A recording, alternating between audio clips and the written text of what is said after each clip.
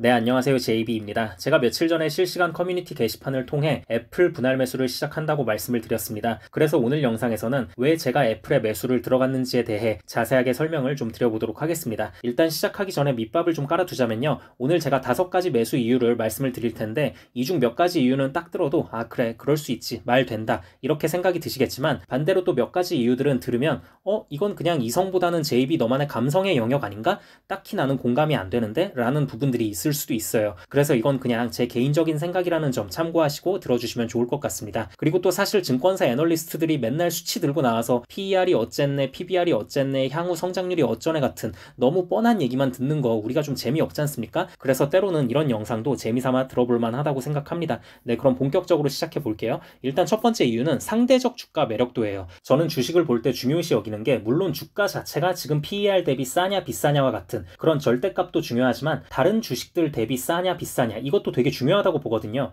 물론 지금 애플이 주가 그 자체의 절대값 수치만 놓고 보면 막 그렇게 싼 구간은 아닌 것 같은데 라는 생각이 드실 수도 있어요. 근데 다른 빅테크 기업들의 상승과 비교를 해보자고요. 2022년 대하락장에 모든 주식들이 완전하게 바닥을 치고 다 지금 굉장히 강하게 상승을 했잖아요. 근데 다른 네임드 빅테크 기업들에 비해서 애플은 사실 지금 그렇게 많이 상승했다고 볼 수 없는 것 같아요. 물론 뭐 마이크로소프트랑 엔비디아가 너무 심각하게 많이 상승을 해서 상대적 박탈감이 더 드는 걸 수도 있는데 근데 당장 아마존하고 비교를 해도 좀 약해요. 왜냐면 아마존도 2배 넘게 올랐거든요. 근데 그거에 비해서 애플은 이름값도 있는데 좀 약하지 않나. 물론 뭐 AI가 제대로 묻지 못해서 그런 게 가장 크긴 하겠지만 그래도 애플인데 애플이 뭐 언제부터 AI로 돈 벌었다고. 아무튼 그나마 덜 오른 빅테크 종목을 고르자면 지금 애플이지 않나라는 생각이 듭니다. 자, 그리고 두 번째, 저는 이게 되게 중요하다고 보는데 여전히 돈을 너무 잘 벌고 있어요. 애플은 여전히 스마트폰 시장에서 지배력도 압도적이고 또 특유의 그 브랜드 파워가 있다 보니 워낙 고마진이잖아요. 구매층들의 충성심도 말도 못할 정도로 높고요. 그리고 또 세 번째 이유, 이거는 사실 좀 대놓고 감성의 영역이에요.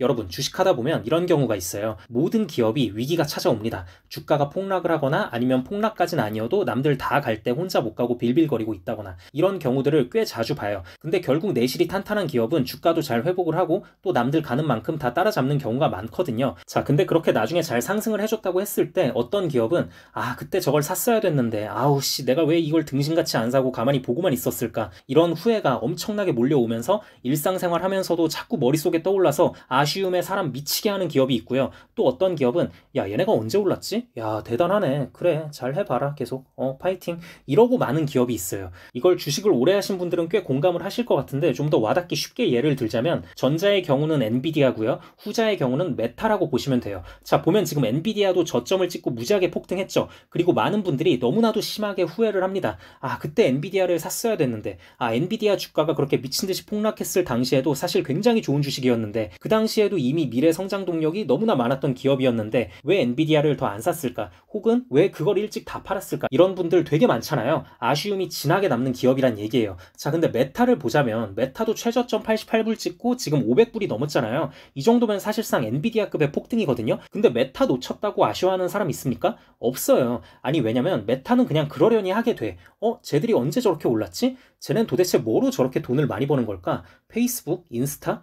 그게 그렇게까지 돈이 되나? 그리고 미래에 뭘 한다는 건지 별로 그렇게 와닿지도 않는데 뭐 아무튼 이런 생각만 들고 다시 그때로 돌아간다고 해도 왠지 메타는 안 살 것 같아. 하나도 아쉽지가 않아. 아무튼 제가 지금 말하는 게 무슨 느낌인지 아시겠죠? 자 그래서 제가 지금 말씀을 드리는 게 저는 애플이 나중에 폭등할 경우에 되게 후회할 만한 그런 주식 중에 하나라고 생각을 해요. 그때 가서 또 아쉬운 껄무새가 될 것 같아요. 아 그때 애플이 좀 다른 주식들에 비해 빌빌거리고 있을 때 왜 안 샀을까? 시간이 갈수록 전 세계에서 스마트폰 지배력을 넓혀가고 있는 게 애플의 아이폰이고 미국 대학교 강의실 가보면 죄다 맥북 쓰고 있고 또 한국에선 초딩들도 아이폰 안 쓰고 갤럭시 쓴다 그러면 놀림받는 세상인데 아 애플을 그때 왜 안 샀지? 라는 후회가 딱 들 것 같아요. 자 그리고 네 번째 이것도 꽤 중요한데요. 이미 반도체주들의 비중이 꽤 높다. 제 기준으로 말씀드리는 겁니다. 자 여러분 지금 사실 누가 뭐래도 대세는 AI고 또 반도체주죠. 이런 상황에서는 포모를 안 느끼려면 반도체를 분할 매수하는 게 맞다고 봅니다. 오해하진 마세요. 제가 막 이렇게 주가가 고점인 상황에 SOXR 매수 추천하고 이런 거는 아닙니다. 근데 이제 포모를 워낙 못 견디셔서 막 욱하는 분들은 차라리 반도체를 매일 분할 매수하는 게 낫다는 얘기예요. 자 근데 아무튼 저는 이미 반도체주들의 비중이 꽤 높아요. TQQQ랑 SOXL은 뭐 원래부터 워낙 비중이 컸고요.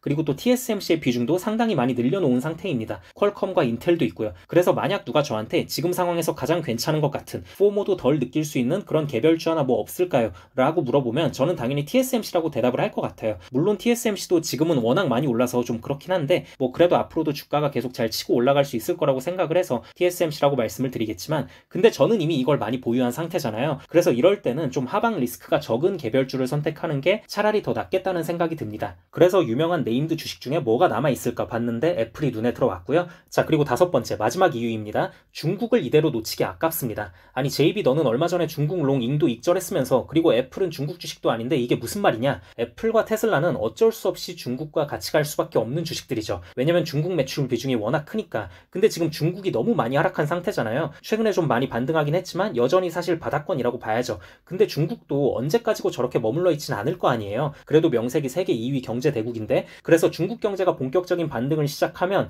애플과 테슬라도 같이 날아갈 수 있을 거라고 봅니다. 근데 이건 좋게 풀렸을 경우고 우린 또 안 좋게 풀렸을 경우도 생각을 해야 하잖아요. 그래서 지금은 중국 주식들의 직접 투자보다는 간접적으로 수혜를 볼 수 있으며 중국 경제가 당분간 회복을 못하더라도 여전히 돈을 잘 벌 수 있는, 물론 타격을 피할 수는 없겠죠. 하지만 그래도 중국 말고도 이미 전 세계에서도 잘 팔리고 있어서 기업 자체가 휘청일 정도는 아닌, 그렇기 때문에 하방 리스크도 어느 정도는 정해져 있는 이런 상황에 딱 맞는 주식이 애플이라고 생각합니다. 이게 그러니까 제가 작년부터, 그리고 심지어 최근에 TSMC가 폭등하기 전까지도 계속 TSMC의 매수 이유로 말씀드렸던 부분 중에 하나이기도 하죠. 엔비디아가 혹시 잘못되더라도 TSMC는 엔비디아 하나에 좌지우지 되는 회사가 아니다. 엔비디아 말고도 TSMC를 찾는 기업들은 워낙 많기 때문에 엔비디아가 잘못되면 물론 타격은 있겠지만 그래도 엔비디아보다는 하방이 확실하게 받쳐주는 그런 탄탄한 기업이다. 아무튼 이번에 애플도 이와 비슷한 논리가 적용된다고 보시면 될 것 같습니다. 네, 그럼 영상 마무리하자면요. 반도체주가 하나도 없거나 비중이 너무 적으신 분들은 굳이 지금 애플을 사야 할 필요가 있나 싶어요. 오히려 포모가 더 심해질 수도 있을 것 같아서 그냥 차라리 매일 SOXL이나 TQQQ를 기계적으로 분할 매수하는 게 더 나을 수도 있겠다는 생각이 들고요. 다만 저처럼 반도체 비중이 이미 커서 뭔가 더 추매하긴 좀 애매한 상황에 놓인 분들, 이런 분들은 애플 매수를 한번 고려해 볼 만하지 않을까라는 생각이 듭니다.